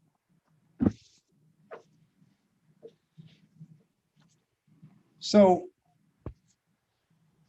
I want to make sure that, just as a summary, after reviewing the plans and the results of the bond proposal last June, certainly, as I've mentioned before, discussions with district and school administrative teams, staff members, parents, and community members, I want to reiterate 2 clear messages emerged. All agreed that our schools are currently overcrowded, And they agreed that they care about the quality of education our staff and our community provide for our kids. And in addition, even with the historical disruption of the pandemic, Kirkwood schools are projected to grow by about 4 to 5% over the next 5 years, which will put increased pressure on our already overcrowded schools. We must work to maintain our current class sizes. We need classrooms for our students. We need more of them. We need to provide appropriate space for interventions and small group instruction for students, improve accessibility in all of our schools, and ensure secure entrances at all of our schools. When this pandemic is over and we're able to maximize in-person learning, we will not be able to sustain our current classroom guidelines because we simply don't have the space. Yes, I'll freely acknowledge that there are lessons that we learned from online instruction, and those lessons will be applied as we move forward to enhance the quality of education in our schools. But we've not wavered from our goal. And you'll recall all the way back in July when I came to the board and recommended that we start virtually to start the school year, I said at that time, we want all of our students back full time to in-person learning. This is where we do our best work, not to diminish the work that is being done with our Kirkwood at Home School. That work is amazing, and we are continue to be impressed by the work that our teachers are doing and the work that our parents are doing to ensure we deliver a quality education to our students in that format. And I want to say that I understand that the current context of this pandemic will make this difficult. And I certainly want to acknowledge that it would be tempting in the face of this disruption to say, wait. The easy thing to do would be to wait. But when I think those things, I always come back to this. There are kids in our schools right now who are getting intervention in spaces not conducive to optimizing learning. We have teachers in our schools right now who are unable to maximize opportunities to engage students in ways that reflect the best practices in teaching and learning. Again, I'm going to say it as a first-year superintendent, and given the context of COVID, it would be easier to wait. I've only been here for 8 months.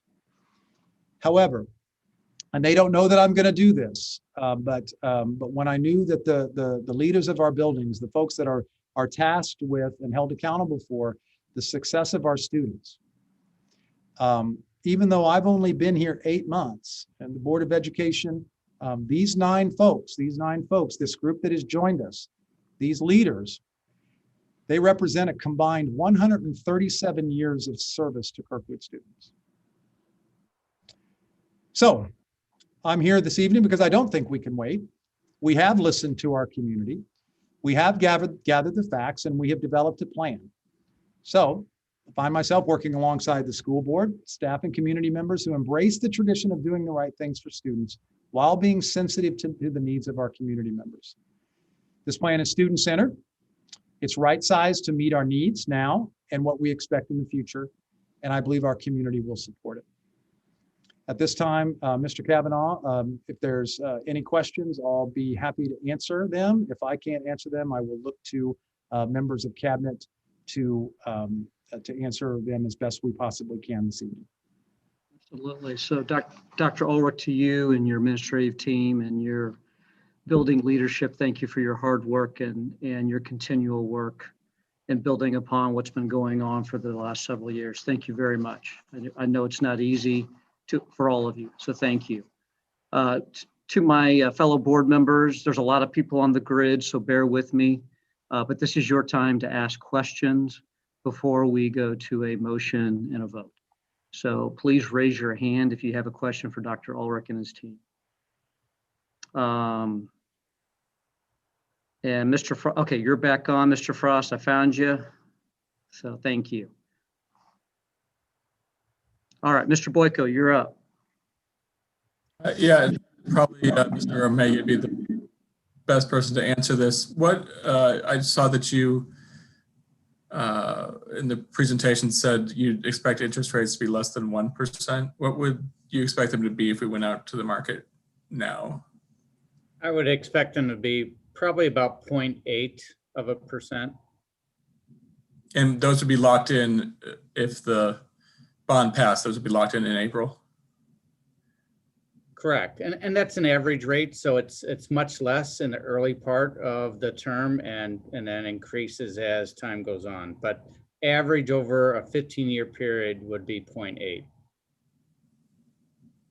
Thanks. Thank you, Mr. Boyko. All right, Ms. Andrews. Dr. Ulrich, I just want to thank you for being the leader that is choosing kids and what's best for kids, because that's not always easy. It's not always the most popular thing, but it's the most important thing. And I just want to thank you for that. And I really appreciate that. Thank you, Ms. Andrews. All right, any other questions? Ms. Bernardi. Hi, yeah, thanks, Mr. Kavanaugh, and thank you, Dr. Ulrich, for the presentation. I do have a few comments to make, but I had a question about the survey results. I received information, and I think some people received emails that said you would review the survey results, and I just wanted to ask you if that was something that was part of this presentation as well. Yeah, absolutely. We have that scheduled in the agenda for after the motion and the vote by the board to review the survey results, specifically as it pertains to the really kind of the key things that resonated with our voters, specifically surrounding the choice of not going for a new elementary school. And then other things that resonate in a very positive way, including things like maintaining class sizes, things like maintaining the tradition, the longstanding tradition of excellence to the Kirkwood School District. Jennifer and, Ms. Volk and Ms. Gibson will be joining us to share that information and review the PDF that was sent to the board. So that'll be in the next portion after our voting. Mm-hmm. That's correct. Oh, okay. All right. Should I go ahead, Mr. Kavanaugh, with my Yeah, comments? yeah, please proceed. You have the floor. Okay, sure, sure. I just have a few comments before we take our vote. And I just want to say that the financial markets tell us that it's a really good time to invest in our student needs. As Mr. O'May says, the interest rates are less than 1. They've fallen much lower since our last ballot proposal. And the district's given us a very nice list of the needs that we need to address. And it is so very good to see all our principals here and involved with these recommendations. I just want to say that at the same time, these have been really trying economic times, and we need to be sensitive, as Dr. Ulrich mentioned, to the fact that the pandemic has adversely affected our community. And there's a lot of anxiety about health, income, and equity. And I appreciate the fact that we're talking about last year and that the community spoke. And now we've been presented with a new proposal.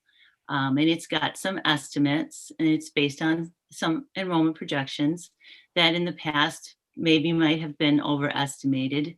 And my concern is that there's an aging population, there's lower birth rates, virtual learning, and the future is just uncertain. Doesn't mean that it won't happen, but it's just uncertain. I would really prefer to discuss a lot of details because I always like to do that, but I know that our time is short and we're asked to make a decision this evening in a few minutes.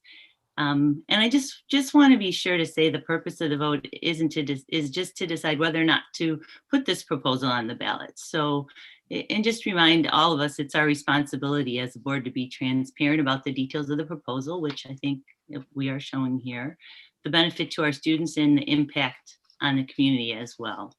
And I think that at this point, I trust that our community will provide us with the best decision and urge everyone to voice their opinion that way. And I do look forward to hearing those survey results. And I think the community will be looking forward to hearing that as well. And also the opportunity to ask questions, and that we can also provide information as questions come up from the community. Those were just my comments, and I thank you for the opportunity to make them. Thank you, Ms. Bernardi. All right, I'm looking. I think we are good. Okay. Mr. Ulrich, I don't see any other questions from the Board of Education. I'm going to go ahead and go to a motion in a second. I'll ask for a motion to approve our resolution ballot language for April 6th. So moved. Second. Thank you. We do have a motion and a second to approve the resolution ballot language. All those in favor say aye and raise your hand. Aye. Aye. And all those opposed say nay. Motion passes. All right, Dr. Ulrich, I will yield the floor back to you, and I believe Creative Entourage. Ms. Folk and Ms. Gibson. All right, well, thank you very much for that, Board of Education. I very much appreciate that support. And certainly, again, want to thank the principals and building leaders for joining us. You're certainly welcome to stay on and see these results, as it will be great information for us to have as we move forward. So on my gallery, I can't see Ms. Folk or Ms. Gibson, but I know that they had logged on. So I want to make sure and give them the opportunity to introduce themselves and once again say how impressed we've been with their work, their responsiveness, their attention to detail as they've gathered this information for us. It will be information that we'll be able to use in a very actionable way in terms of helping us inform our messaging moving forward. Great, thank you very much. Hi, everybody. Thank you for having us this evening. My name is Jennifer Volk. I am one of the owners of Creative Entourage. And over the past few months, we've had the privilege to get to meet quite a few members of your community as we've taken the time to listen and learn what their thoughts are about the Kirkwood School District. And I have with me tonight Cindy Gibson, and she is one of our associates who was a former school communicator here in the St. Louis area. And provide some unique insight with her background as well. So the two of us are here tonight to present the survey results. And as many of you know, we conducted an online survey that just wrapped up about last week to learn more about what your community thought. So I'm going to go ahead and share my screen and go through some of these results. Let's see. Oops, sorry, it's giving me some options I haven't seen before. There we go.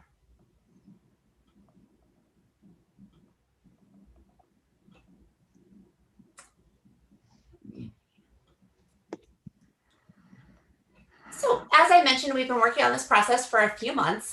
We started back in December when we did a series of input sessions. We talked with about 15 different groups of people, everyone from parents to non-parents to staff to administration, lots of different voices so we could really get a pulse on what your community was thinking.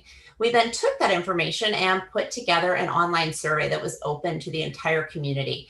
And that was open from January 6th until January 21st. And we were very excited. Your team did an incredible job of getting responses from both parents and non-parents.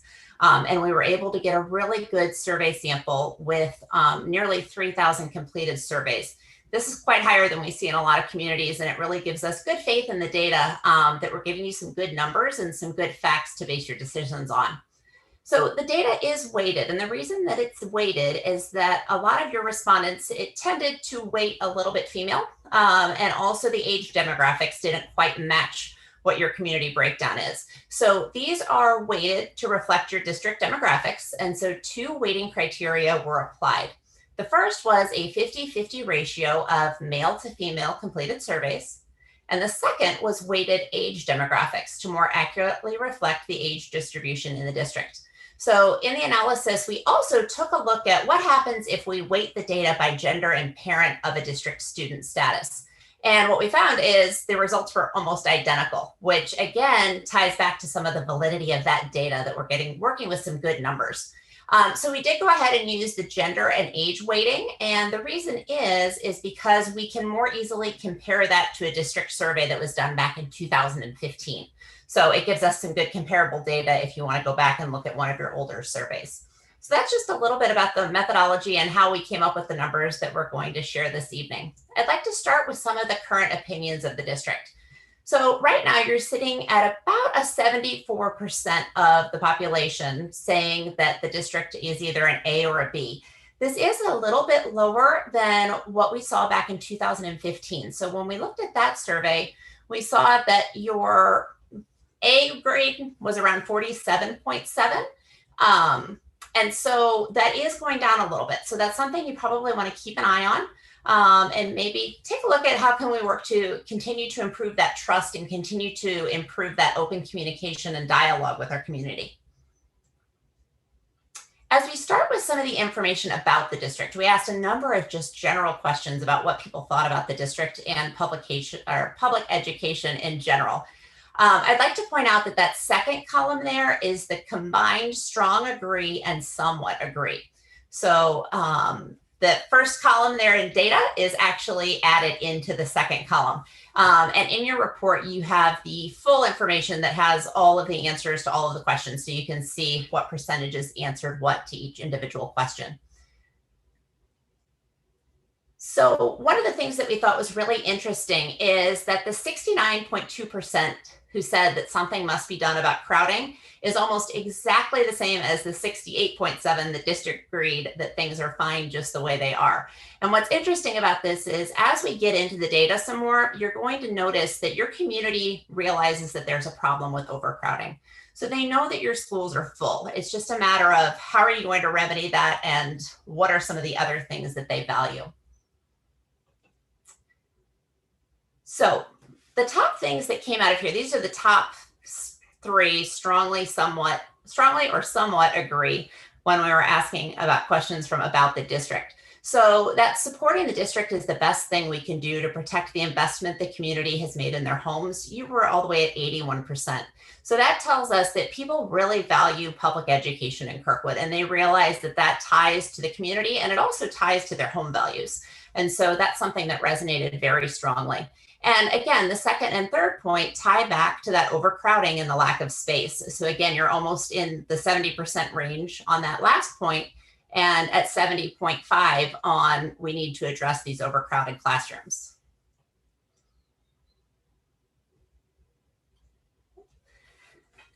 We also talked a little bit about, I'm sorry, my computer is being a little bit glitchy here. There we go. We also like to ask questions about what people think about the value that they get for their tax dollars. And so obviously being a publicly supported entity, people are paying tax dollars into the school district. And so we like to take a look and see what people think about that value that they're getting.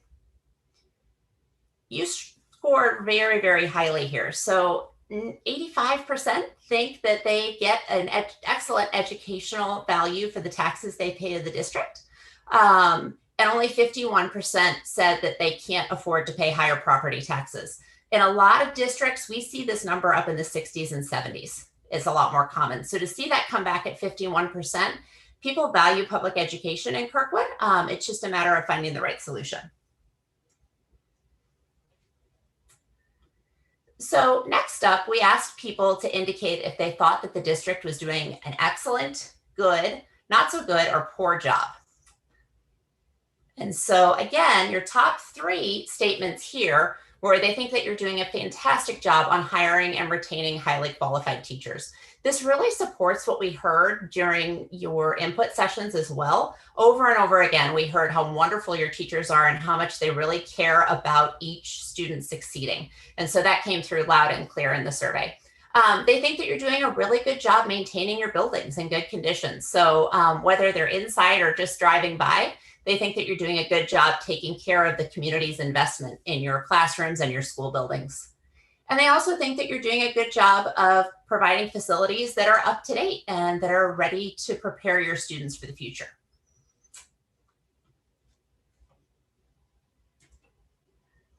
So next up is the planning for the future. So after we asked a lot of questions about what they value and what they think about the current state, we asked them about, well, looking forward to the future, what do you think? And one of those questions was in regards to the new school. What's interesting to this is if you think back to the results in June, they were similar to these results. And this is about as split down the middle as you can get as far as support or not support. And so a lot of times we will say that that other don't know piece is often people who are not in favor of something like a new school. They just may be reluctant to put that in. They don't want to, they want to show that they're supportive of the district. And so they may not actually say that I oppose this. So that was insightful to see how much it lined up with your results. Sure. Ms. Volk, I just need to interrupt real quickly. I just need to do a quick motion to extend our meeting because we're going to hit our 2-hour mark. So I would just ask for a motion to extend in a second, please. Motion to extend our meeting. Second. Thank you. All those in favor, say aye. Aye. All opposed? Motion passes. Again, sorry to interrupt. We have to do it. Yeah. No problem at all. No, not at all. So this is where we were on the new school when we asked that question, and it was pretty blatant. It was right there. I think it was the 3rd or 4th question in the survey. So we did get quite a few responses on that. When we looked at what people value in the area of district facility and academic program needs, we asked quite a few questions about this, and it ranged everywhere from STEAM programs to gym facilities, music instructional spaces.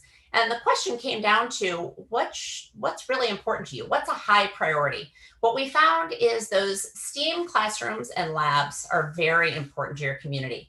The repair and maintenance of infrastructure needs like heating, cooling, plumbing systems, taking care of the classrooms and the buildings that your community has invested in. Maintaining class size guidelines was a huge priority. Updating educational spaces for technical education and career readiness, and also upgraded classroom technology and technology infrastructure. So a lot of these tie in with the plan that was presented to you earlier. And so I think that the plan that was presented will be something that your community values, and it's really hitting a lot of those key points of what your community thinks is important for you as a school district.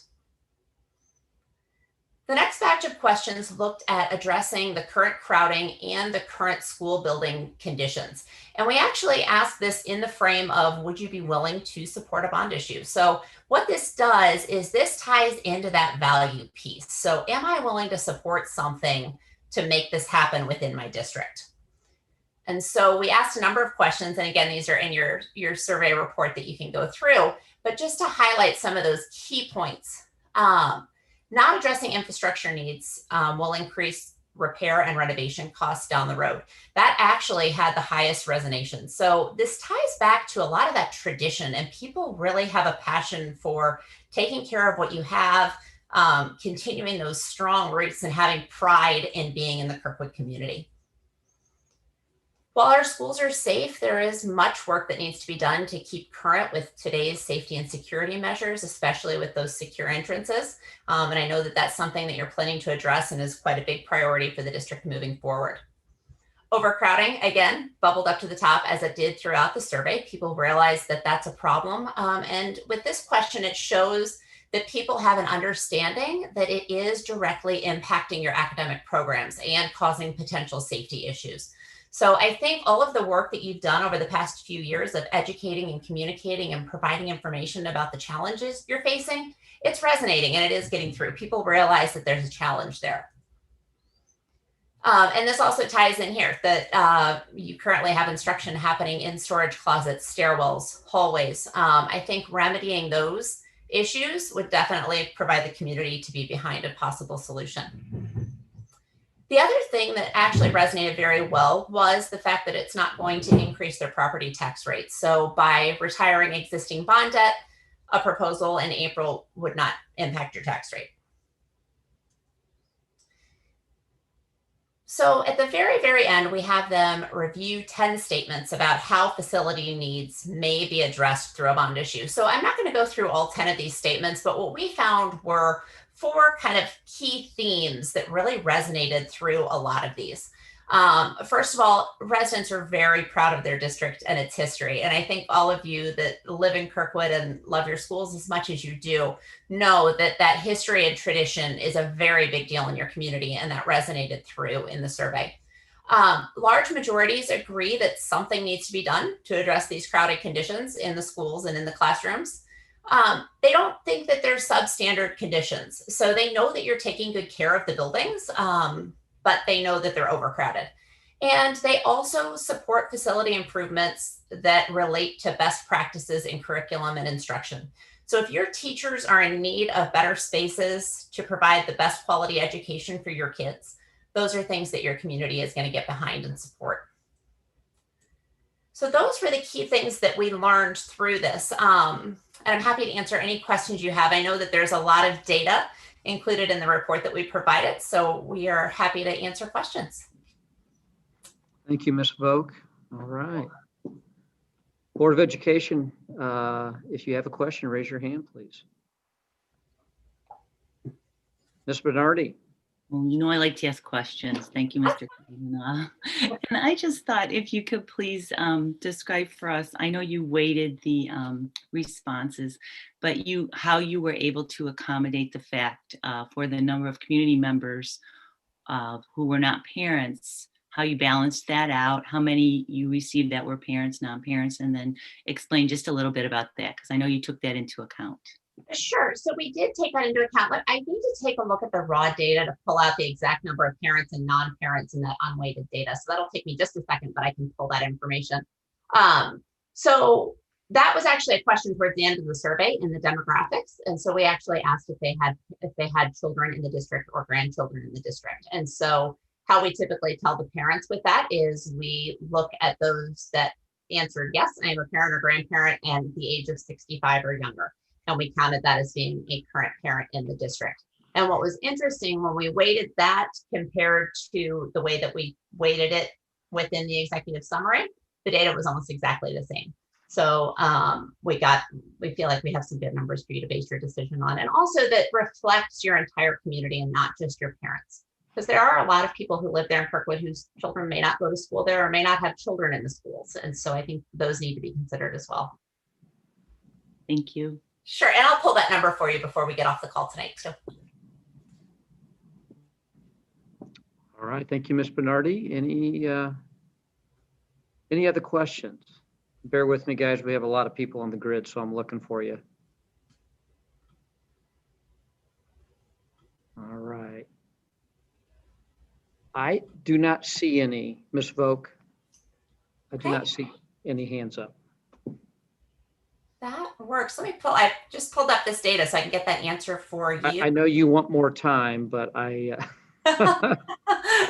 okay. We love looking at all this data, so I could do this for days. It looks like in your initial responses, you were at about 83% had children or grandchildren who are 18 years or younger. And of those, 86% attend Kirkwood schools. And that's the unweighted data. So thanks so much. No Appreciate problem. Thank you. Sorry, I couldn't just come up with a little quicker. That was good. That was well done. All right. Okay, Dr. Ulrich, I think we're okay at Yes, this thanks point. again, excuse me, Ms. Gibson and Ms. Volk for your work. This is great information. And I think it does. It really reinforces so much of what I've learned just since I've been here. And certainly as I've talked with others who have a much longer history in our district, it reinforces everything that we've talked about tonight. And my hope is that you saw that much of that reflected in our proposal. So thank you again, Ms. Volk, Ms. Gibson. We very much appreciate your presence here this evening. Great. Thank you all. Have a good night.